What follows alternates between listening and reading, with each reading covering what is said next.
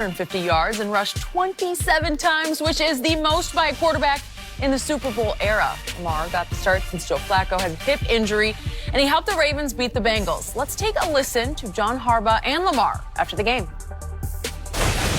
I think I stayed up all night last night. I was like, man, we need to play right now. I was ready to play last night. And, 1 o'clock came, I'm like, let's go time. Do you think your body can sustain that much pounding? Yeah. A week in, week out? Yeah, but hopefully I don't got to use it like that. Just sit back and throw the ball. I think that's what Lamar felt like it took today, and I don't believe it's going to take that many carries every week. It's not what we're going to be shooting for by any stretch. But if it takes that many, Lamar will do it. We're now joined by Fox NFL analyst Michael Vick, who also has the most rushing yards by a quarterback in NFL history. It's perfect to have you join us today. Yep. Yeah, it was perfect timing. When you look at what we saw from Lamar yesterday, can he succeed as a quarterback if he is running that much? I don't think so. Definitely not 27 rushes in a game. Yeah. And 3 of them was nailed down, so initially it was 24. Yep. But I think for Lamar and the Baltimore Ravens yesterday, they did it just enough to win that game. And for whatever it was required to win the game, they did it. I thought the game plan was centered around a bevy of runs, run-pass options, didn't pass the ball that much. And when he did, he was somewhat accurate at times, and sometimes he wasn't. Yep. But this is what they have to do right now. Come next season in spring, if it comes to it, he'll get most of the reps in OTAs and training camp, and he'll be a much polished passer. But for the duration of your career and longevity, you cannot run the ball 27 times in a game. I think the most I've ran was 12 to 15 in the game. So in the 2-game span, I couldn't even match that. Yeah. And the thing is just being efficient with it, protecting yourself, because the key to playing in the NFL long-term is being accountable on the field. So 24 rushes won't suffice. We'll narrow that down to about 12 to 13 and make them efficient runs and just run instinctively. And hopefully they aren't always design runs. Wait, by the way, did you sleep before your first start in Atlanta? Do you remember? Can you remember you know that? what? I don't think I did. Yep. I was in the Really? same situation that Lamar was in as far as the butterflies and wanting to know what it was going to be like. And Lamar and I talked about that a lot last year. Did you? Prior to coming out, just him, what the game would be like, what it would feel like. Didn't know it would end up like that, as far as 27 rushes. But nevertheless, it was a good win and a good start for him. It was. You have to be pleased with this performance. How much do you think running as much as you did early hurt you on the back end of your career? Do you think you could have got it hurt a lot. I think it hurt to a point where my body couldn't sustain at the end, where mentally I could do it. And, as players, we never think we're going to go through that phase where you'll start to feel like, look, the game is starting to take a toll on me. And year 12, 13, I was like, man, you know what? I wish I would have cut back on some of those rushes that I had early in my career, because sometimes I just went hard at it. And, it's cool when you're in your 4th, 5th, 6th year and your body can sustain it. But as you get older, the father time will catch up with you. Yeah. Go ahead, Skip. We was watching that video of Mike. Yeah, I don't think Lamar could outrun Mike. You don't? No. Bring that up. Wait, we got to no. What do you think? I mean, you gonna hear it straight from me. No, I think there's been a quarterback in the National Football League that can outrun me, hands down. Because I was watching yesterday, and I watched all the Michael Vick experience in Atlanta, and it was an experience.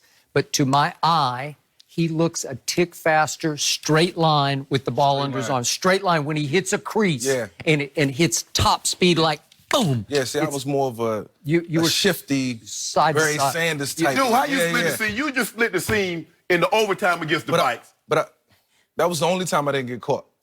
And that was because I was running at an angle. Right. So straight line speed, Skip is right. I always got walked down. Always got caught. You run so fast, you be stumbling. You start stumbling. I don't know. I think one of my legs is longer or shorter than the other. Something. Now, open field make you miss? Never. I mean, you're in Barry Sanders' category, and I would put nobody except Michael Vick in that category where you are unstoppable if you get somebody. Between the hashes. Yeah. One defender in the open field, no shot, no way. I agree with you, Mike. I just don't think, his body cannot suffice. You don't want running backs really carrying the ball 27 times a game over the duration. And he's not built like that, Skip. I mean, you think he's what, 210, 215? Yeah. He's probably 215 now. Probably went to camp at about 220. But once you You know start, what? He's got lean strength to him. Though. yeah, but Skip, He's got a, they hurt a though. smaller frame. Yeah. Yeah. Similar to when I met RG3 for the first time. Yeah, I looked at agree. His frame, and I felt like, he's really going to have to lift weights and bulk up and make sure that he's prepared to take the pounding, because I knew what type of game he was going to play. Okay. Same message I'll send to Lamar over the next couple of weeks, man. If you're going to play this type of game, you got to bulk up and you got to be ready for it. Okay, but Lamar was born with that self-preservation gene that RG3 definitely never had, that you had some of but not enough of early, because you just thought, man, I can do this. Right. And you wanted to run through walls to get your team the win. And if you had to, you would take somebody on. For sure. And you paid for it in Philadelphia because it was your body's starting to wear out where it just can't take any more punishment. But this kid, even at Louisville, he would protect himself beautifully. Like he'll slide or he will avoid in ways like Robert. Robert couldn't even slide, and I don't know why. They tried. They even brought in some of the Washington Nationals to try to teach him to slide.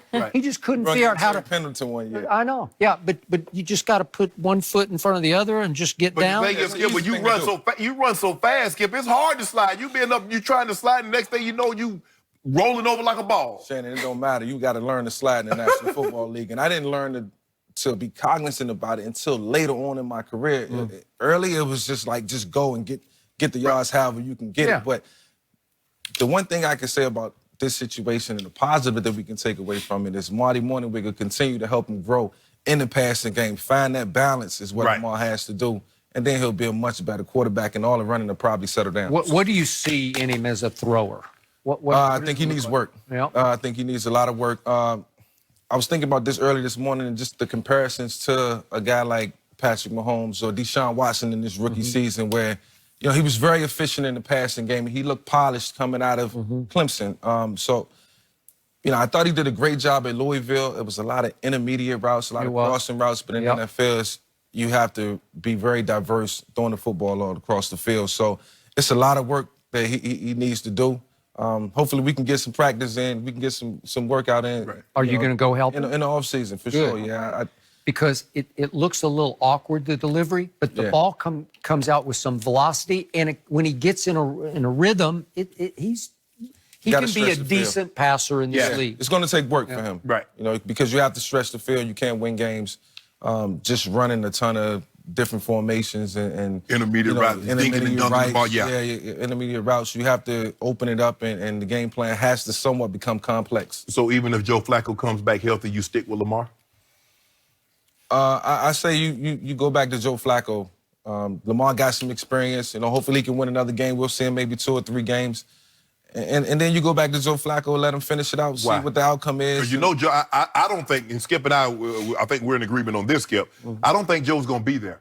So I think you need for the long term. I don't think Joe will be there next year. Yeah, and I think Lamar's going to be the guy, and so you need to get him as much playing time and experience as you possibly can. Yeah, depending on how Joe finishes out the season, that'll determine if he'll be there or not. If not, the people within this organization has to be looking forward to the spring, getting Lamar ready and getting him ready to go for the 2019 season. So here's my issue with Joe Flacco. He has extraordinary postseason numbers. They're just like all-time. 25 touchdowns, 10 interceptions, 10 wins to only 5 losses, a Super Bowl championship.